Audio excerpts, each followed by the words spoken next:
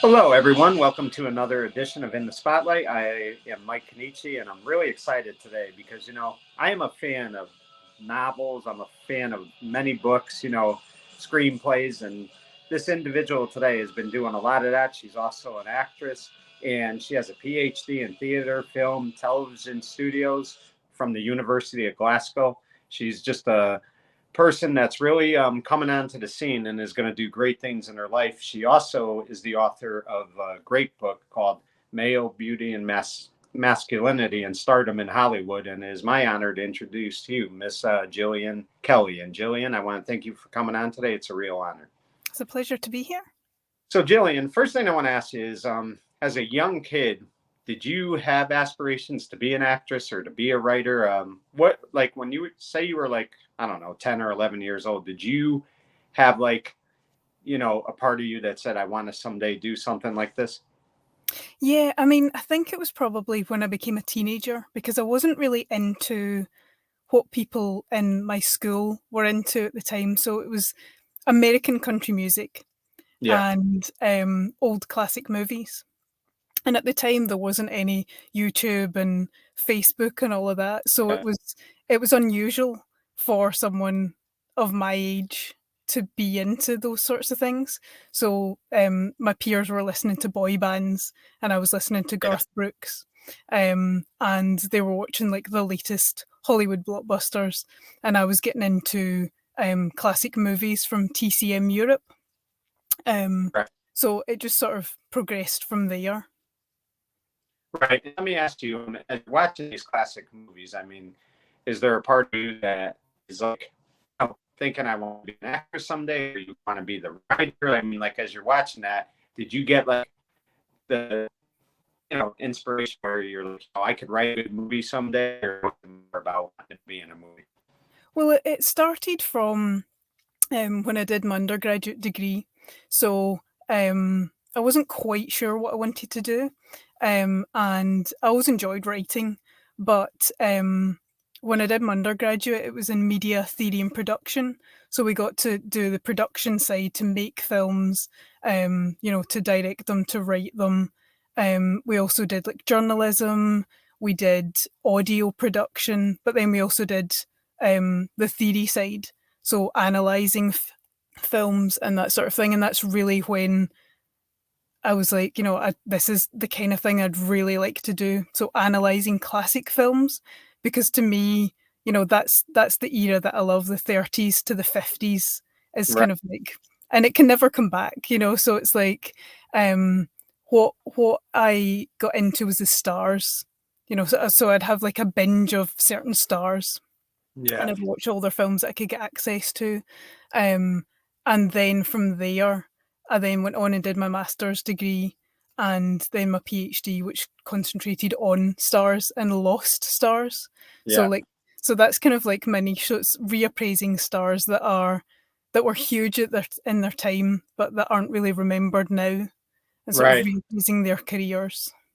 And interestingly enough, what it's kind of amazing about you, Jillian, is that as a young person, they sometimes don't want to give the classics a chance. They kind of, it's like music too. If they hear an old song, they'll say to you, what are you listening to? This is terrible.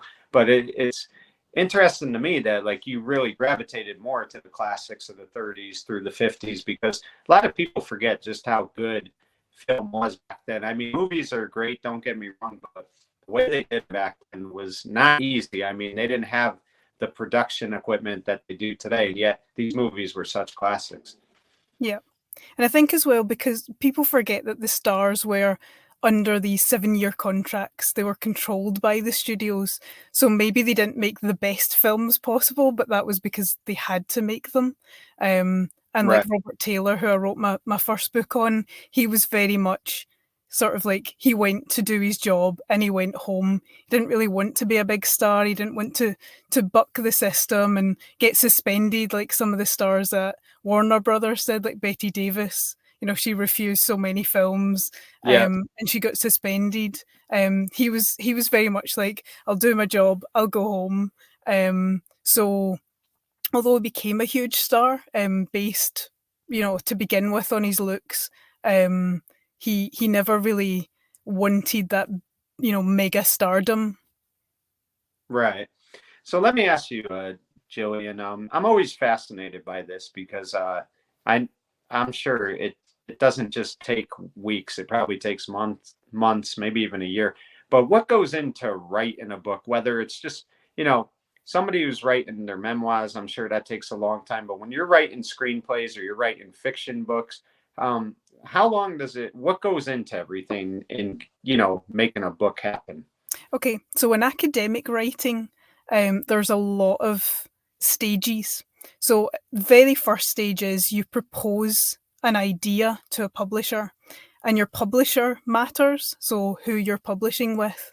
So, my first book's with University Press of Mississippi, Yeah. because I thought that it would fit the theme that they have. They have a series that's on Hollywood stars that are not that well remembered. And my second book on Tyrone Powers with University of Edinburgh, because they started an international film star series, and it sort of fitted in. It was the second book on an individual star. So it's a long process. So you submit your proposal of what you want to write, and that is probably around 10,000 words. Oh, wow. So you have to break up every single chapter, how long it's going to be, what you're going to write, the other academics you're going to quote from, um, what you're trying to do with the book. Why is it different? What are your critical theories that you're going to follow? Just to make it different from anything that's out there.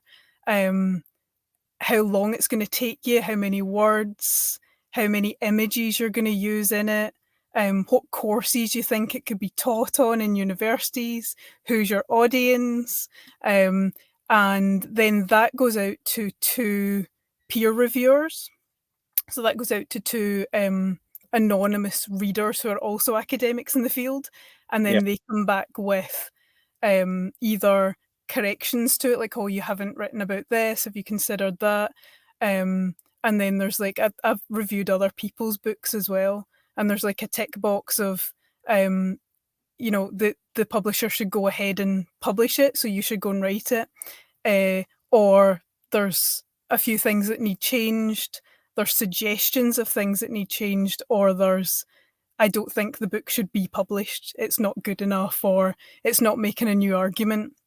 So then those comments come back to you, and then if you need to make adjustments, you do. You then propose it again, and then you get a contract. And then you have as long as you said it would take you. So I usually say 18 months to write a book, Yeah. because usually you've done a lot of the prep when you've done the proposal. Right. So you're sort of following that, and then the whole manuscript goes out to two individuals who, again, you don't know who they are, they're anonymous, and they'll come back with detailed feedback on the book. And then once it's published, it's gone through at least four really strong academic voices that have had a look at it. So it's not just you write it and you publish it. So academic writing is very much once it's published, and if it's published with a respected publisher, then okay, there's going to be a few typos or something in it, that's just Yeah. natural, but there shouldn't be any glaring errors or anything because it's been checked so many times by other people. And usually when you write academic books, you would get other academics to read it as you go along as well. So I would send a chapter to some of my friends to have a look at, who also did their PhD with me, or who I met through conferences, things like that. So it's Right. it's a real collaborative approach to create something that is different, says something new, but kind of adds to the conversation of academia. Right. And let me ask you though, just hearing you talk about it, it seems stressful for me, but I mean, for you, it's got to be a lot of stress because, again, you've got to, like you said, you got to send it first and see if, people are going to like it. You have to break up the chapters, stuff like that. And then, you got to get the feedback, which is not always easy, but it seems like there's a lot of preparation in order to send it out and see if it'll get, looked at or whatever, because like you said, you have to make sure you're doing everything the way they tell you. So it's not about just writing it. It's about making sure that, like you said, about the chapters and everything else. So that seems like a lot of stress at Mhm. times. Well, And I think the other thing that people don't realize is you don't really get paid as an academic writer. There's right, no advance, there's no, you get usually about 2% from the book sales after the first 150 sell. right. So it's like people complain about the price of academic books, but really we're not getting it, you know. Um, and most of the publishers are non-profit as well, so it's all to do with it going into promotion and creating the books and stuff. So really, to be an academic, you have to love what you're doing. So it is stressful, and it does get stressful at times. But I think once you've created something that you're proud of, once you see your published book, it all of that goes away. And what was the feeling like when you realized your first book was getting published and now it's out there and it's got your name attached to it? That had to be, you're trying to make a career out of it, obviously, but when you get that first one done and it's been published, that's got to be a great feeling. Oh, absolutely, yeah. I mean, even seeing like here's the cover that we've chosen, because you get even to choose the cover image. So it's very much you're part of the whole process. You choose which images go in. So with academic books, it's free to use screen grabs. So you would create those screen grabs. There's if you want to use like magazine articles or covers or publicity stills, there's all this sort of you know licensing around that, but because it's an academic book, you can use screen grabs. So you would do those yourself, and then just seeing the final book, in print is just amazing. I think because the first one as well was based on my PhD from Glasgow, so it was Yeah. a long process. It was all the years of working with Taylor and all of his films, and then changing that into making it a publishable book. And then Yeah. it's like, here's at the end. And obviously, like all the people that helped me through that, and my supervisors, and for them to see that as well, that's a good feeling because you feel like you've made them proud. Because my Yeah. supervisors were amazing, and for them to see that as a published thing, when you start your PhD, it's very vague, and it's like this is kind of what I want to look at, and then years later, you've discovered all this new stuff. And then because the PhD was very much about one star, looking at his career from beginning to end, I always looked like, I want to publish this as a book afterwards. So Yeah. to get that, it's kind of like the final closure as well. Oh, Um, no, yeah. And let me ask you, a book that you really, did a lot with, and I'm not sure if it was your first book, but I think it was. It was Robert Taylor's The Lost Star with the Long Career and Lasting Screen Stars. Talk about that a little bit. Yep. So, yeah, that was my first publication. Yeah.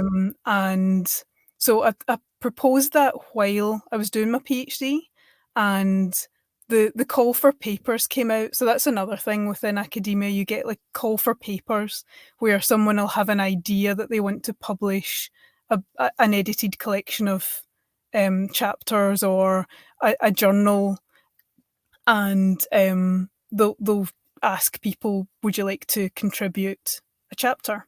So it was all about stars that endured, and then I said to my supervisors, I kind of want to um, propose a chapter on a star that hasn't endured because Robert Taylor hasn't endured. Do you think it would be worth submitting that? And they were like, yeah, go for it.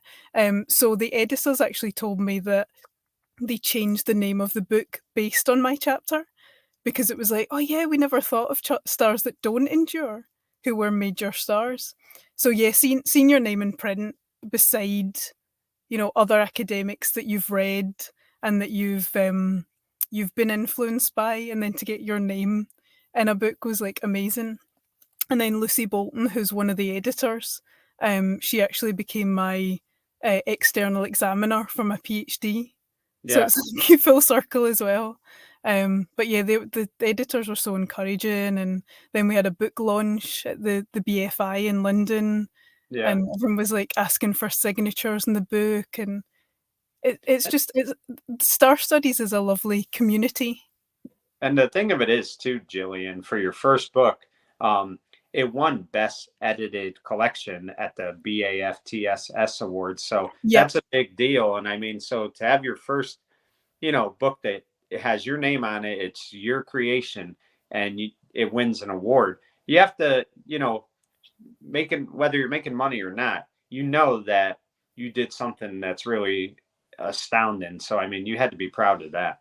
Yeah, definitely. Yeah. I remember the editor sending a message and it was like, "Oh, we're nominated." And then we couldn't believe when we won. And then my Robert Taylor book was nominated for Best Monograph of the Year in 2020. And it was shortlisted to the last four, I believe. But it was like a professor of many years who won. But even, I was very proud to get to that level as well for all the books that were published Right. across the globe from the last year. It was really incredible. Right. And in addition to being an author, you've done some acting, correct? No. Oh, no. Okay. I don't know why I thought No, that. no. I know like you have a thing in theater and film, so I just assumed. So I apologize for that. Yeah, But just when I was an undergrad, but to me right, it was, I would have liked to do acting, but um, it's the old movies that appeal to me. So yeah, I did some like The Crucible and stuff when I was an undergrad, but not right. professionally. And now let me ask you, Jillian, is there like you know, an old classic movie that you've thought about making it into a book but changing it a little bit, like something from the 50s? I think a lot about those Alfred Hitchcock present movies that were so, or films that were so done well, other things like that. I mean, do you have like a thought down the road of ever like putting something together where it pertains to like, you know 30s through 50s or 60s, like something from that was made, and kind of not changing it but like putting it more into a book style type of thing? Yeah, I mean that would be interesting. At the moment, I'm just concentrating on the academic side at the moment, but yeah, it would definitely be worth pursuing that sort of thing. Right. And now, have you ever thought about, because you're so good at writing and you have like a talent for, have you ever thought about teaching writing classes? Because I feel like you would do a great job with that. I know, where I live locally, they do like once a month, they have a meeting with inspiring authors, and they talk about how to, make your writing better, how to write a book better, how to, put it all together. Have you ever thought about doing something like that? Well, I do private tuition. So I have had quite a few students in the past. So like school level, undergrad, postgrad. Um, so I really enjoyed doing that as well. And also a couple of months ago, I was invited to be on a panel of experts on a Zoom meeting on how to publish. So we had a lot of maybe PhD students there who want Yeah. to write a book and want to publish. So because it is something like until you do it yourself, you've no idea how much work goes into it. And obviously you have to follow the house style of the individual publishers, and even that, setting it out the way they want it takes a lot of time, and which publishers to approach, and which ones are fit best to your subject as well. Right. So let's talk about male beauty, masculinity, and stardom in Hollywood, because that's a book that you've done a great job with, and it's really getting a lot of press right now. So talk about that book, because I mean, again, how long was that book in the works, and how long did it take you to write it? Well, that was the one based on the PhD. So obviously the PhD was part-time, so it was 7 years. Wow. And then um, altering the book after that, and all of the um, what goes into publishing, because obviously there's a lot of waiting on your side as well. Yeah. while people review it and stuff was 18 months, I think. Yeah. And then it was another two years, I think, before the final thing came out. Um, yeah, so the writing of that wasn't from scratch because it was based on the PhD, but it was very much changing it to be a publishable book. So taking out like the literature review that has to be a chapter in a thesis, taking out the repetition of you have to like try and prove your point over and over. Because with a PhD you're adding something new to your discipline. So you're adding this unique stance and you have to keep proving it. So it's like you can take that out, you've proved it. So yeah, it was very much based on that. And then my second book was a similar time frame, so 18 months to write it. And then Edinburgh was very quick. So they had deadlines of here's when the proposal goes in, here's when we'll get back to you. Here's when the manuscript goes in, here's when we'll get back to you. And they really did, they stuck to that schedule. And there was no changes to be made with the second book, which I was like, I couldn't believe it, because there's always changes. So the editors of the series were very, very happy with it. And it just went into production straight away. Right. Now, Gillian, you don't seem like the type that is bothered by how much work you're going to have to put into it. It seems like you challenge yourself and you go with it. But knowing that it's going to take almost 2 years to do something like this, I mean, when you're starting out, is there a part of you that's like, oh, this is such a long process, or do you just get so into it that you're not even thinking about it? I think a bit of both. So, you want that final, like, oh, I just want to publish my book. But at the same time, you want it to be as good as it can possibly be.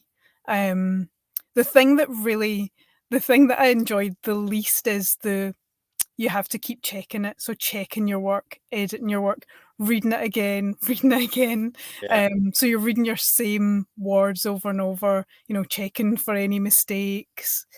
You submit it, you think it's gone, and then the final draft comes back. We need you to check it again. And obviously, these books are like 100,000 words. So, it takes a long time. And then you become very critical of your own writing as well. I think because you've read it so many times and you Yeah. think, what you're saying seems very obvious to you, but to someone else reading it anew, they'll say to me, like, oh, I never thought of that, or oh, that's great. So you get very close to your work. And there are times when it does feel a bit frustrating, like, oh, I need to check this again. But it's all worth it in the end when you get the best possible book at the end out of it. Right. The other thing is too, Jillian, I wanted to ask you this because, like I said, they have these author meetings once a month locally. And one of the things that one of the speakers we had, he's wrote several books. He said that what people tend to do sometimes is they want to finish and they want to keep writing it, that they'll work into the night and sometimes they'll be up till 4 a.m. And he said that's not a good idea to do, because one thing you have to do is make sure you're getting the proper sleep, or you're gonna, go crazy. You have to make sure you're, getting the required sleep you need. I mean, is that how you are as well? You make sure that, like, no matter what happens, when it's time to go to bed, it's time to go to bed.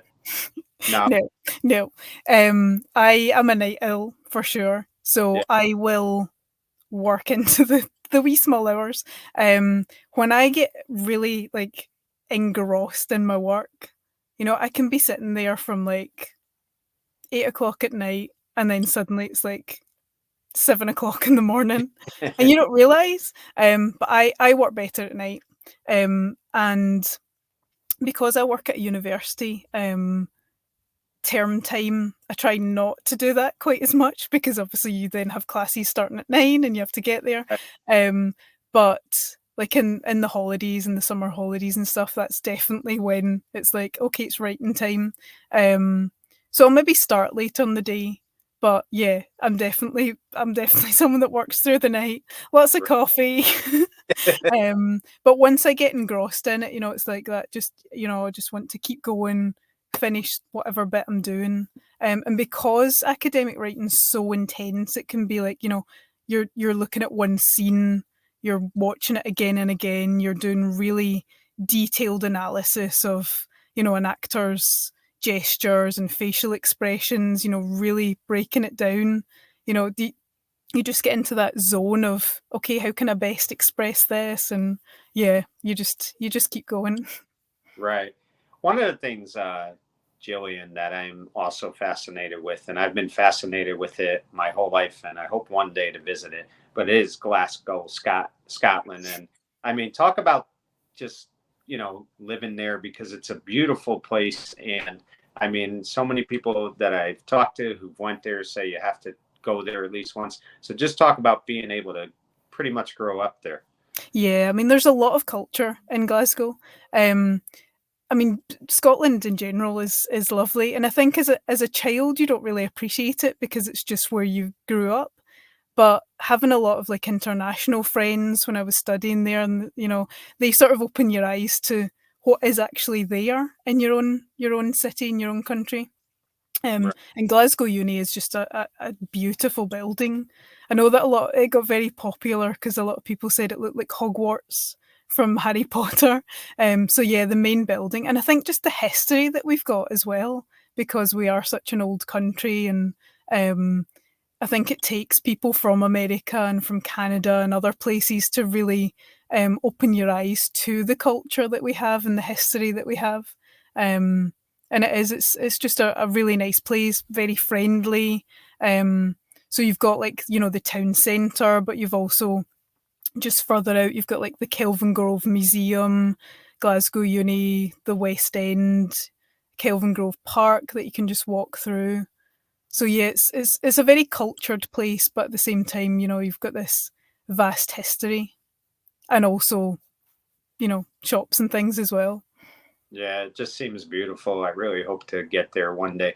So let me ask you, Jillian, what could we expect from you from April of 24 till the end of 24? I mean, what do you have going on, and is there a new book ready to be published soon? Yes, I have two in the works. That are One's completed and it's with a reviewer just now, and one that is about to be published. Is about to be submitted. Sorry, not published. So I've written on Ida Lupino, the Oh, first um, the first actress to direct herself in a Hollywood film with The Bigamist, and the only female director in 1950s Hollywood. But she came from the UK. She was born in London, and she came from one of the oldest theatrical families in the world. The Lupinos can be traced back to 16th century Italy. So they had like all these entertainers, and she was like a really influential filmmaker. So she was a writer, she was a director, a producer, an actress. So her story's fascinating. So that's currently out with a peer reviewer, to have a look and see what they think. And the other book that I'm just finishing up, ready to submit, is on Ray Milland, who yeah, was born in Wales and was the first Welshman to win an Oscar for The Lost Weekend. Again, another fascinating trajectory for him. He worked from 1929 in the silent era to 1985, just before he died. And he worked across theatre, film, TV, radio. He directed a few films as well. And it's very much about Hollywood removing his Welsh identity, because he always was asked to play upper class Brits, like English characters, really, in Hollywood. So they sort of erased his unique Welsh identity because there wasn't a lot of Welshmen in Hollywood. yeah, The first sort of big one would come in the next generation, Richard Burton, and he was able to hold on to his Welsh roots a bit more. Um, so yeah, fascinating story for him as well. So yeah. again, two filmmakers who are not remembered as much as they should be as well. Yeah, it just seems like to me, Jillian, that these are fascinating reads. They're it seems like the type of book that people aren't going to want to put down, and it's really cool how you go about it, and you're telling their story, which I think is awesome. But I'll tell you this, Jillian, if you did nothing else in your life, the fact that you received the doctorate, because people know how hard it is to do that. That's like 7 years of school after you get out of high school, which, people don't get. There's a lot of work that goes into it. So the fact that when you wake up every day and no matter where you go, you're always going to be known as Dr. Gillian Kelly, that's got to be, to me, your proudest accomplishment, because you know how much work you put in to receive that. Yeah, because I mean, my brother got his PhD when I was at school, and I was like, "What? He's a scientist," and I was like, "Oh, like, can you do PhDs and other things?" Because I was never into maths or science, not Yeah. good at maths at all. Very much English, history, music, art for me. And he was like, "Yeah, yeah, people have done them in like Friends and stuff," and I was like, "Hmm, okay." And then obviously once I got into classic movies and as an undergrad, I sort of was talking to people about stars, and no one had like remembered Robert Taylor, not even um the lecturers, and I was like, there's something here, and that was always kind of in the back of my mind. I always wanted to do a PhD, and then when I did my masters, it was like a year of like preparation for the PhD, Yeah. and then I was talking to some of the lecturers there about, what could I do for the PhD, and then we sort of ended up settling on Robert Taylor as a dominant lost star. Um, and I think it's the idea of being able to retell their story and to reappraise them as well, and to also get a PhD out of that, because it was very much like, that's one of the things that keeps you going, that you get to be called doctor. Yeah. It's a silly thing, but it's, that can't be taken away from you. And that, the day you get given that, because it's the highest degree you can study for, so that the higher thing above that in the UK is like a professor, but that's awarded to you by your peers. Right. So, you've seen as making a huge change to your discipline or something, but that usually comes, years down the line. So the doctorate is the highest you can. Right. No, I think I lost you for a quick second. So you you Yeah. you write your PhD, it gets checked by. Right. You're breaking up. What? Yeah. Oh, um, can you hear me now? Yep, I can hear you. Yeah. Yep. So you hand in your PhD thesis, so you've completed that.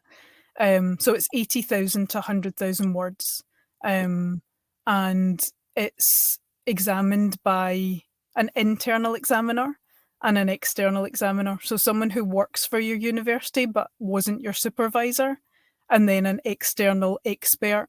And they get it for a few months. They scrutinise it, and then you meet in a room with a chair, and then you do your viva, which is your oral defence. So one part of it is to check that you wrote it.